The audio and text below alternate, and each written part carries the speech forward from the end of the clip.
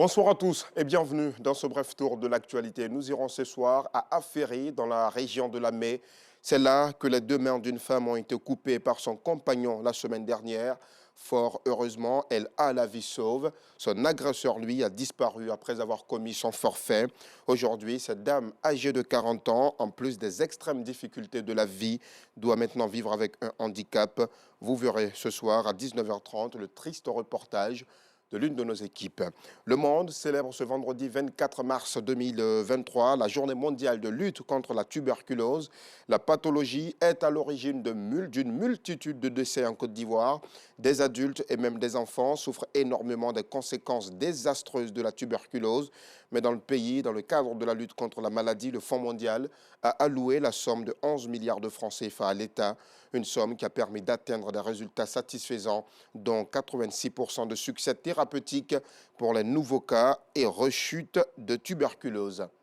Dans la commune d'Abobo, plusieurs ménages peinent en ce début du mois de Ramadan à s'offrir le sahour, le repas du matin ou encore l'iftar, celui de la rupture du jeûne. Une situation d'extrême pauvreté qui complique le jeûne dans certaines familles. Notre équipe de reportage est allée constater la galère de ces populations. Émouvant reportage, vous le verrez à 19h30. Et puis, dans un tout autre chapitre, la lutte contre la vie chère se poursuit. Le respect des prix arrêtés par le gouvernement est une priorité.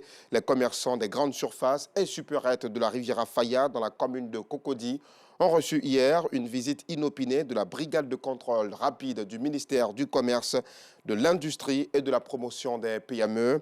Après des dénonciations de citoyens lambda, la visite d'hier a permis une saisie de plusieurs produits, notamment des sacs de riz, des bouteilles d'huile de table, des cartons de sucre, des boîtes de tomates concentrées, des pâtes alimentaires et bien d'autres produits. Les commerçants se rendent encore coupables de plusieurs infractions, notamment le non-affichage des prix et le respect des prix de produits plafonnés par le gouvernement. Les propriétaires se rendront dans les bureaux de la BCR afin de s'acquitter, tenez-vous bien, de leur amende qui part de 100 500 francs à 50 500 francs CFA. Par ailleurs, le ministère du Commerce rappelle aux populations qu'il est toujours possible de dénoncer le commerçant véreux en appelant le 13 43. Hors de nos frontières, en France, la visite du roi Charles III est reportée. Le renseignement territorial met en garde contre un niveau de menace élevé au regard des violences qui ont émaillé le pays jeudi dernier. De nouvelles manifestations contre la réforme des retraites sont d'ailleurs prévues en début de semaine. Le roi Charles et son épouse, qui disent avoir hâte de faire la visite dans une note, devraient pourtant y séjourner à partir de dimanche. C'est la fin de ce bref tour de l'actualité. Merci de votre fidélité. On se retrouve à 19h30, si Dieu le veut.